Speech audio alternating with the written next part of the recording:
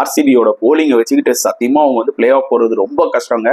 அதாவது கேகேஆரோட நிஜமா தருமடி வாங்கிட்டாங்க. ஆக்சுவலா எக்ஸ்போஸ் ஆயிட்டாங்க. ஏன்னா இது ஏற்கனவே நம்ம சொன்னதுதான், எல்லாருக்குமே தெரியும், உலகத்துக்கே தெரியும் ஆர்சிபி ஸ்குவாட்ல போலிங் ரொம்ப வீக்னு சொல்லி. ஃபர்ஸ்ட் மேட்ச் சிஎஸ்கேவோட தோத்தாங்க. செகண்ட் மேட்ச் வந்து பாத்தீங்கன்னா பஞ்சாபோட லாஸ்டா டிகே வந்து காப்பாத்துவாரு. இல்லைன்னா அந்த மேட்ச்லயே வந்து பாத்தீங்கன்னா அவங்க கொஞ்சம் கஷ்டப்பட்டு இருப்பாங்க. ஸோ நிஜமாவே அவங்க போலிங் வந்து பாத்தீங்கன்னா கிட்டத்தட்ட ஒரு 220 ரன் அடிக்கணும் போல இருக்கு. நீங்க அப்ப கூட வந்து டிஃபெண்ட் பண்றது ரொம்ப கஷ்டமான ஒரு விஷயம். அண்ட் அவங்களோட பிளஸே பேட்டிங் தான். பட் அன்பார்ச்சுனேட்லி பேட்டிங்லயும் பாத்தீங்கன்னா விராட் கோலி அண்ட் தினேஷ் கார்த்திக் மட்டும் தான் வந்து ஃபார்ம்ல இருக்காங்க தவிர டுப்ளிசிஸ் ஃபெயிலியர், பட்டிடார் ஃபெயிலியர், கிரீனும் ஒரு ஸ்டார்ட் கொடுக்குறாரு பட் அவுட் ஆயிடுறாரு. மேக்ஸ்வெல் ஒன்றும் ஒரு பெரிய இன்னிங்ஸ் அடிக்கல. ஸோ முக்கியமான இந்த ஒரு 5 பிளேயர்ல ஒரு பிளேயர் தான் பெர்ஃபார்ம் பண்ணும்போது 4 பிளேயர் ஃபெயிலியர்னும் போது டெஃபினட்டா ஆர்சிபி பயங்கரமா ஸ்ட்ரகிள் ஆறாங்க. நெக்ஸ்ட் மேட்ச் அவங்க வந்து டெஃபினட்டா வில் ஜாக்ஸ், ஆகாஷ் தீப்புக்குலாம் ஆப்பர்ச்சுனிட்டி கொடுக்கறது பெட்டர்.